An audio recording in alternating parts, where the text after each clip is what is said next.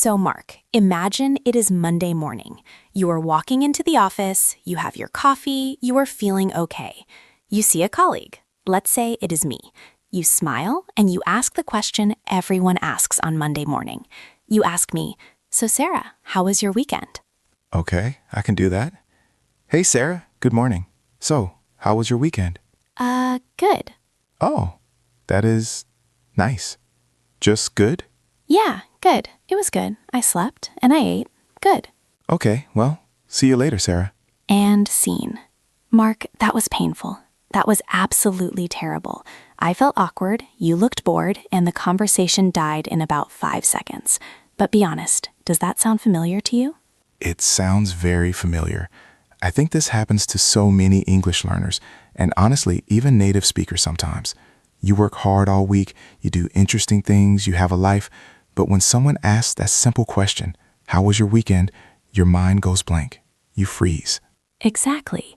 You panic, you worry about grammar, you worry about being interesting, so you just use the safety word. You say, "Good, it was good." But the problem is that the word good is a conversation killer.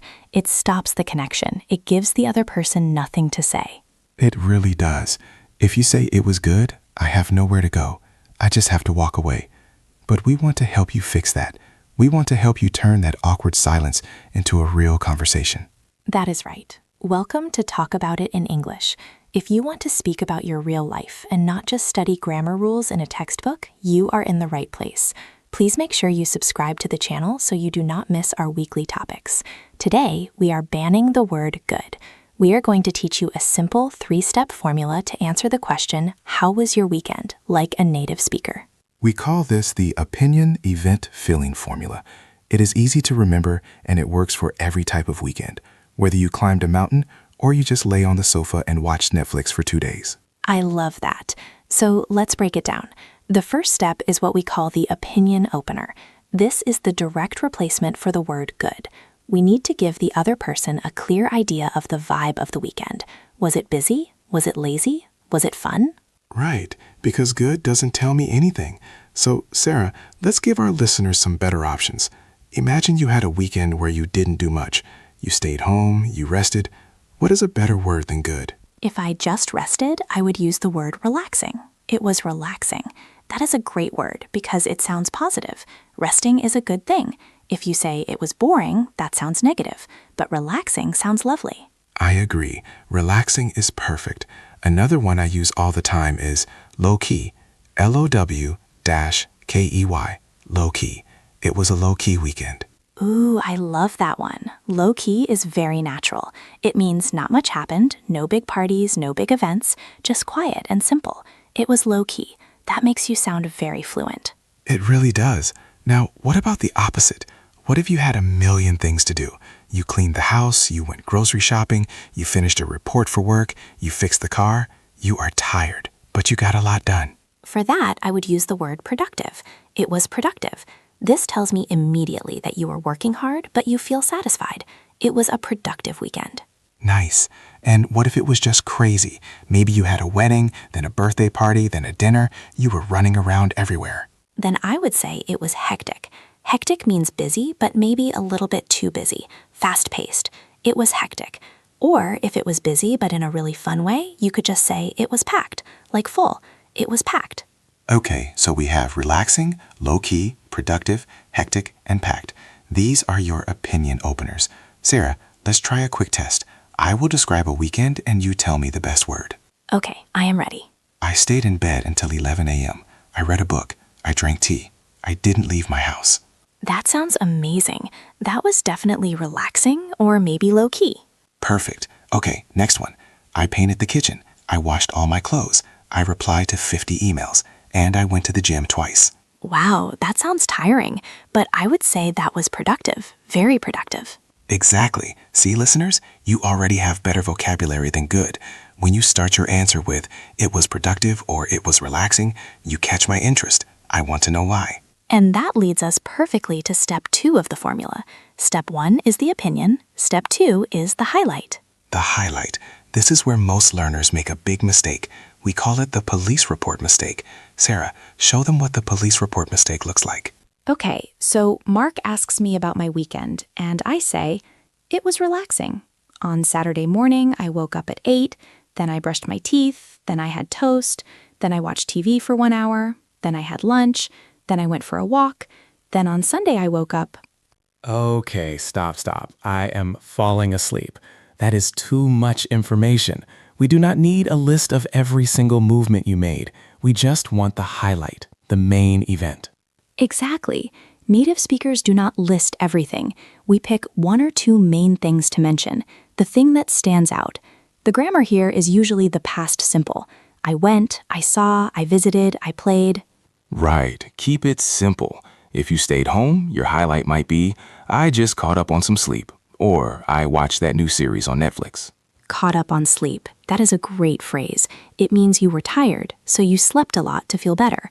I caught up on sleep. And if you had a productive weekend, your highlight might be, I finally cleaned the garage, or I did my taxes. Just one clear sentence using the past simple. Let's practice a few verbs here because the past simple can be tricky with irregular verbs. We don't say I goed to the park. No, definitely not. We say I went. I went to the park. We don't say I seed a movie. We say I saw a movie. And we don't say I buyed groceries. We say I bought groceries. So for step 2, pick one activity, just one. I went to a nice restaurant. I visited my grandmother. I played football with the guys. This gives the conversation a focus. Okay, so we have the opinion, it was relaxing. We have the highlight, I caught up on sleep. Now we need step 3. This is the magic ingredient that makes you sound like a good storyteller. It is the why, or the feeling. Yes, this is the connector. We usually connect step 1 and step 2 with the word because, or we just add a little detail about how it felt. This adds color to your story. Let's put it together to show them what we mean. Let's go back to the relaxing weekend. Okay, so version 1 is it was relaxing. I slept. That is okay. But version 2 is better. It was relaxing because I finally caught up on some sleep. I was so tired from work. Oh, that is much better. I was so tired from work. That little sentence tells me how you felt. It makes me feel empathy for you. It makes a connection. Let's try the productive weekend. It was productive, I cleaned the house. That is a bit robotic. Let's add the feeling. It was productive because I cleaned the whole house from top to bottom. It feels great to be organized. It feels great to be organized. That is the feeling. Now I know that you are happy about it. I can say, oh, well done. I need to do that too. See, now we have a conversation. So the formula is opinion plus highlight plus feeling.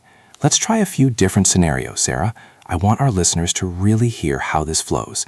Let's do a scenario where you went out and had fun. Maybe a social weekend. Okay, social weekend. Step 1, opinion. I will say it was fun or it was great. Step 2, highlight. I went to a birthday party. Step 3, feeling. It was good to see everyone. Put it all together naturally. It was great. I went to my friend's birthday party on Saturday. It was just really nice to see everyone again. That is perfect. It is short, it is natural, and it gives me so much information. I can ask you, oh, whose birthday was it? Or did you stay out late? Now you try, Mark. Let's do a slightly negative one. Sometimes weekends aren't great. Maybe you were sick, or maybe you just had to work. How do you talk about that without being too depressing? That is a good question. We want to be honest, but not too heavy for a Monday morning. So step 1, opinion. I might say it was a bit quiet, actually. Or if I was sick, I might say it was a bit rough. Rough, R-O-U-G-H. That is a good word for when things are not going well. It was a bit rough. Yeah, so let's say I was sick. Step 1, it was a bit rough. Step 2, I had a bad cold, so I stayed in bed all weekend. Step 3, I'm still feeling a bit weak, to be honest. Oh no. See, now I naturally want to say, I am so sorry. I hope you feel better. The formula works even for bad news. It structures your thoughts so you don't ramble. Exactly, and there is one final step. We call this step 4, but it is really the secret weapon of social skills. It is the boomerang. The boomerang. I like that image. You throw the ball and it comes back. In conversation, you give your answer and then you must throw the question back to the other person. If you just finish your story and stop, there's an awkward silence again. Right.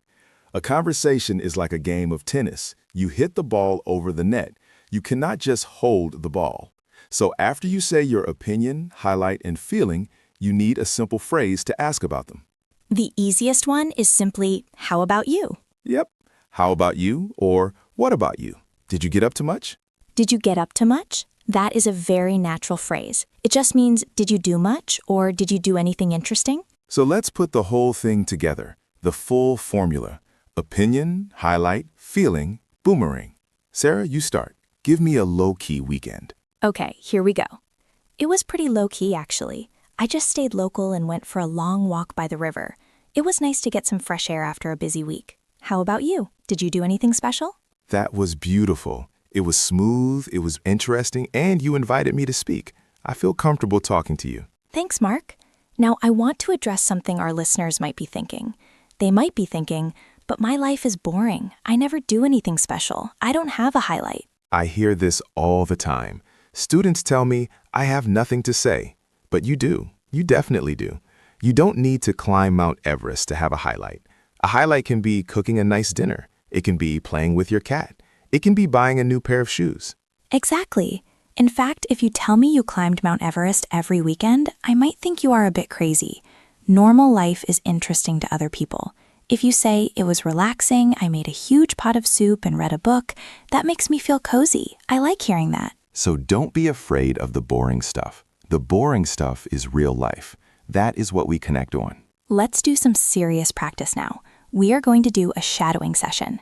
This means Mark or I will say a sentence, and then we will leave a little space for you to repeat it. We want you to say it out loud, not in your head, out loud. Your mouth muscles need to remember the feeling of these words. So let's practice the openers first. Repeat after me. It was really relaxing. It was really relaxing. Now try this one. It was pretty low-key. It was pretty low-key. It was super productive. It was super productive. It was absolutely hectic. It was absolutely hectic. Great. Now let's practice the highlights using the past simple. Remember, clear verbs. I caught up on some sleep. I caught up on some sleep. I just chilled out at home. I just chilled out at home. Chilled out is a great phrasal verb. It means relaxed. Let's try a busy one. I ran a lot of errands. I ran a lot of errands. Errands are those small jobs like banking, shopping, post office. I ran a lot of errands. And one for the parents watching. I spent time with the kids. I spent time with the kids. Now let's practice the boomerang. This is important to get the intonation right. Your voice should go up a little bit at the end to show you are asking a question. How about you? How about you? What about you? Did you have a good one? What about you? Did you have a good one? Did you get up to much? Did you get up to much? Excellent. Now we are going to do something a bit harder. We are going to role play a full interaction. I want you to be the other person in the conversation. Mark is going to ask you, how was your weekend? And we want you to answer using the formula. I will ask you. Then I will be quiet for a few seconds. I want you to speak to your screen. Try to use opinion, highlight, feeling, boomerang. Ready? 3, 2, 1. Hey, good to see you. How was your weekend? Did you say something? Did you try to use, it was relaxing because... If you didn't, pause the video and try again. It feels weird at first, but it is the only way to learn. Let's try another one. This time, imagine you had a very busy, productive weekend. You worked hard. Ready? So, how was your weekend? Do anything interesting? Hopefully you said something like, it was productive. I cleaned the house. It feels good to be done. How about you? If you can do that, you have mastered the Monday morning small talk. I want to add one more small tip, Mark. What happens if you really forgot what you did? Sometimes my brain is just empty. Is it okay to admit that? Absolutely. Honesty is very charming in English. You can say something like, honestly, it was a blur. I can't even remember. It was a blur. That means it went so fast you can't see it clearly. That is a great phrase. Or you can say, nothing special, just the usual. Just the usual. That is a great safety phrase. It means you did your normal routine. But even then, try to add the boomerang. Nothing special, just the usual. How about yours? Yes, the boomerang saves you every time. If you stop talking, the conversation dies. If you ask a question, the conversation lives. Let's talk a little bit about tone of voice before we finish. Because it was good is not just about the word. It is about how you say it. If I say, it was good, with a low voice and no energy, you think I am unhappy. That is true. In English, especially in the US and UK, we use our intonation to show enthusiasm. You don't have to be fake, but you need a little energy. Listen to the difference.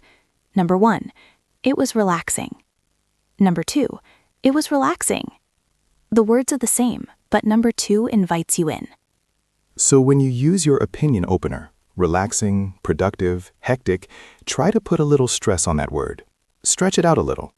It was really relaxing. It was super productive. Yes, adding really or super or pretty before the adjective helps you add that stress. It was pretty low-key. It was really nice. It was super busy. Those little words, pretty, really, super, make you sound so much more natural than just, it was busy. So let's recap the whole strategy. Next Monday, when you walk into work or school or you meet a friend, you are going to be prepared. You are not going to panic. You are going to have your formula ready. Step 1, the opinion. Relaxing, low-key, productive, hectic. Step 2, the highlight.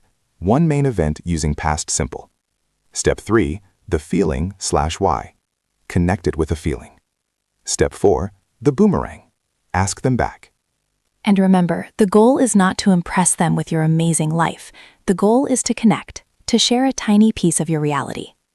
Mark, I have a challenge for our listeners. I think they are ready for it. I think so too. Here is your mission should you choose to accept it. This coming Monday, or the next time you see a friend, I want you to use this formula. Do not say it was good. Ban that word. Pick one of our new words. And right now, in the comments below, I want you to practice. I want you to write your answer to the question, how was your weekend? Yes, write it in the comments. Use the formula. Opinion plus highlight plus feeling. It was low-key because I just read a book and I needed the rest. Write it down. We read the comments and we can help correct your grammar if you make a mistake. It is a safe place to practice. No one will judge you. We are all learning here. And if you found this useful, if you feel a little bit more confident about Monday morning, please hit that like button. It really helps us know what kind of videos you want.